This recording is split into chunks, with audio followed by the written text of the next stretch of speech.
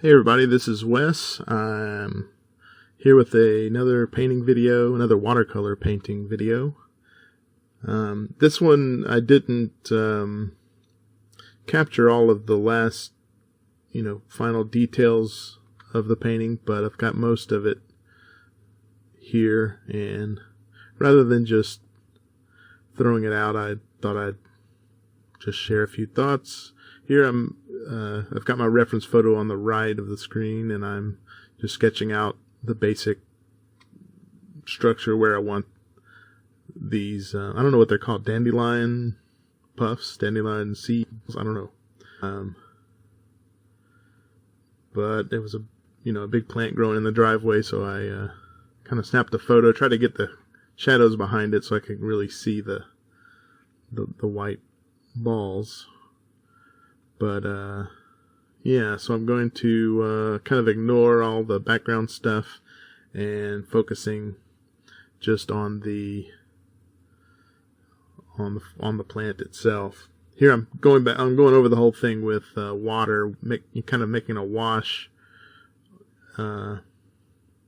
avoiding the areas where the white dandelions are.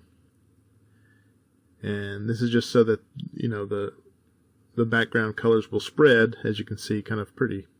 It'll spread quickly, but it'll stop and leave white those spaces.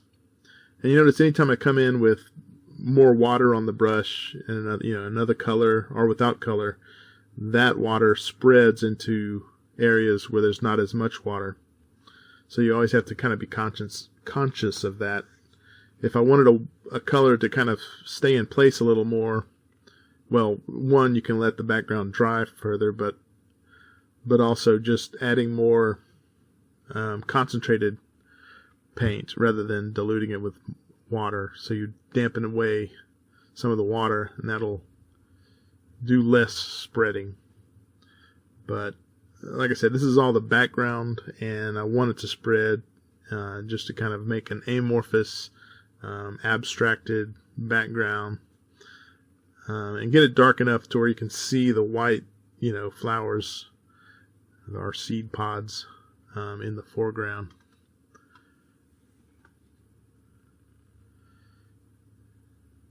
I'm going back in with these little red-orange spots everywhere that I can see the older seed pods where they have kind of all the white seeds have gone away, and there's kind of a brown bit left, and I thought I'd spice it up with a little orange instead of brown.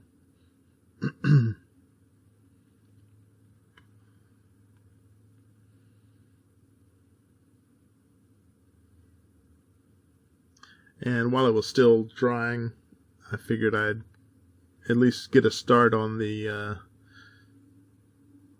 whites of the dandelions here. I'm just seeing, where there's in the center of each one, there's slightly darker shape. I've also already have a plan to, at the end of all this part, going back in with an opaque watercolor, a gouache. And so I can safely overdo, these darkening of these areas and still come back with white.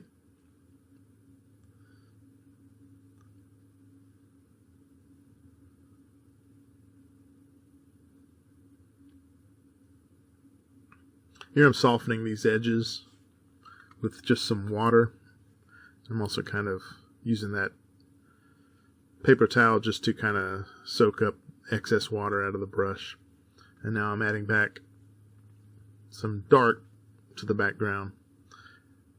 Usually when the watercolor paint dries, it's going to dry lighter than what it looks like while it's wet. And I'm already noticing that it needs an extra boost of dark color behind these flowers.